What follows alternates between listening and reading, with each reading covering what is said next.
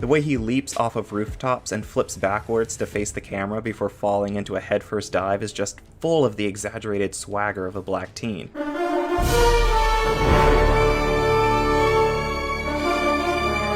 Alright, Spider-Verse! The new Spider-Verse is out, and it's not as good as the first movie. It's a very enjoyable, but at the same time very frustrating watch, as I did not realize going into this that this was going to be the first part of a two-part story. I had completely forgotten that they announced 2 years ago, or however long ago it was, that this movie would be split into 2 parts. So as I was watching it, I was getting annoyed at how long every scene was taking. I am okay with taking more time to develop characters and have more setup scenes, and I gave the film plenty of breathing room because of this. I'm like, okay, we're spending more time in this movie doing setup, and I hope that the payoff later in the film will be worth it. It's not gonna be paid off until the next movie.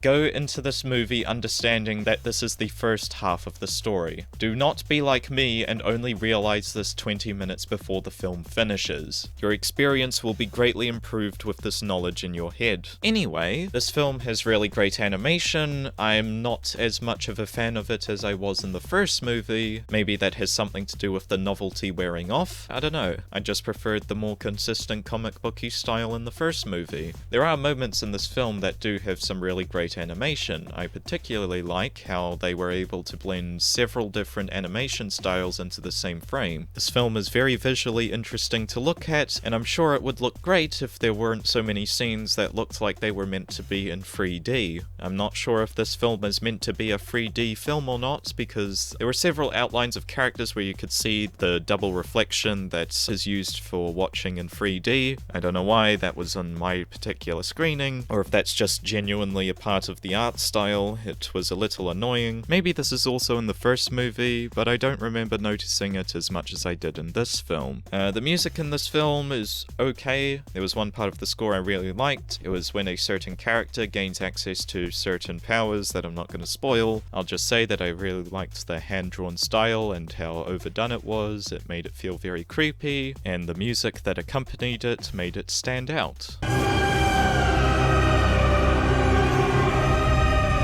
There's also a line in the trailer that mentions the MCU, Doctor Strange, and Peter Parker, and listening to it in the film, it sticks out like a sore thumb. Why would you put this line in the marketing? It just feels so much more out of place. It's like, yuck, we're connected to the MCU movies. Here's a fun reference for it. We have the multiverse excuse now, so every single Spider-Man property in existence has to be connected to every single other one. That will be a trend that will never ever get annoying. Now, this is just a throwaway line of dialogue, and it doesn't make much difference to the overall product of the film, but still, it feels very annoying and corporately placed. They also summarize most of the movie in the trailers, and that's pretty fucking annoying. I'm not watching your movie for the 2-minute condensed sneak peek, I'm watching them to see the full product. Stop showing me everything I'm going to see in your marketing, assholes. There's also some really weird mixing at the beginning of the film. Basically, Gwen Stacy does a bit of voiceover, and for some reason it's terribly mixed. You can barely make out what she's saying at all. At first I thought it might have just been my theatre speaker setup because I've had problems with it in the past, but this was a theatre where I haven't had audio complaints before, so it wasn't that. And then after a few minutes the mixing seems fine. So this was just a really strangely mixed beginning to the film, and it made it hard to get into initially. In terms of noticeable errors, the one that sticks out to me the most is one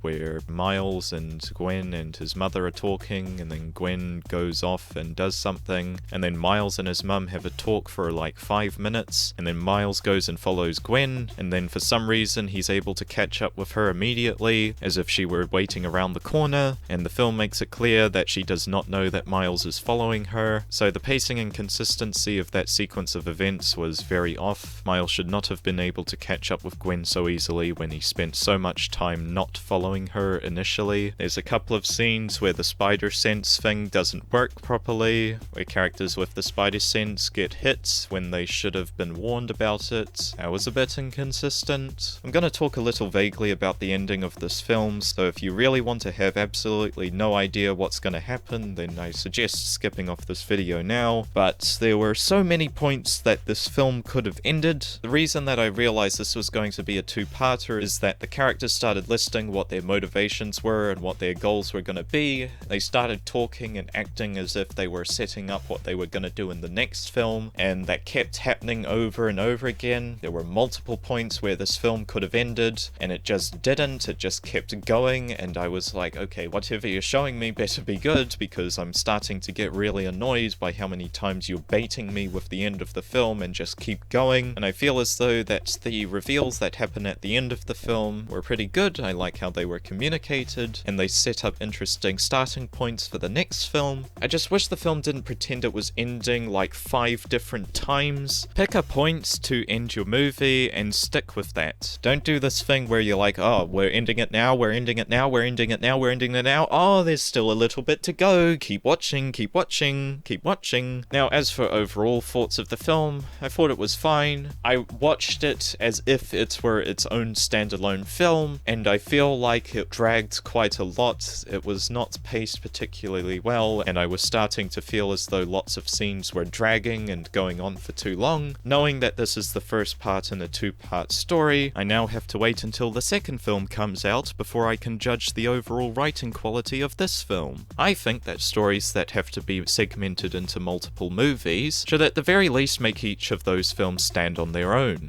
But what about Lord of the Rings? Well, I haven't seen The Lord of the Rings in quite a number of years, but I seem to recall them being their own self-contained stories. Like, I'm pretty sure you can watch The Fellowship of the Ring without watching the next 2 films. Sure, you might be lacking the overall complete story, but you still have a complete story in each one of those films. Across the Spider-Verse feels as though it ends at the end of a second act. Where the story ends makes it very dependent on the next film, which makes it very annoying and difficult to judge this as its own movie. What I'm trying to say is that there wasn't any sense of narrative conclusion. I feel unsatisfied with where the story ends. Sure, it makes me interested in seeing what happens next, but on its own it feels unfinished and incomplete. If everything in it is just set up for another film, then I just have to ask, why didn't you just make a 4-hour film? Or release both films at the same time? I would prefer to watch this film and its sequel back to back. It would be a more consistent way of telling the story. Now, I understand that theaters have schedules and audiences aren't going to be too keen about sitting through a 4-hour movie. I understand that, but I have a sneaking suspicion that when the next one comes out, it's just going to justify my claims that this should have all been one movie. I feel like the overall cohesiveness of the narrative and how the 2 films are joined together, how they're connected, is not going to be as smooth and continuous as it should be. That is my concern. Again, take all of these claims with a grain of salt, as my assessment of this largely relies on seeing the next film. Hopefully it will be good and will be an overall cohesive narrative. I have a funny feeling it might not be, but hey, I can't predict the future. Check it out, it looks like it's gonna make a bunch of money and do really well. As for me, the best thing this film did was remind me why I liked the first one so much when it came out, and made me want to watch it again. I give this film a 6.5 out of 10. It's probably going to be the best superhero movie that comes out of 2023, but then again, that's not really setting a high bar when this is your competition.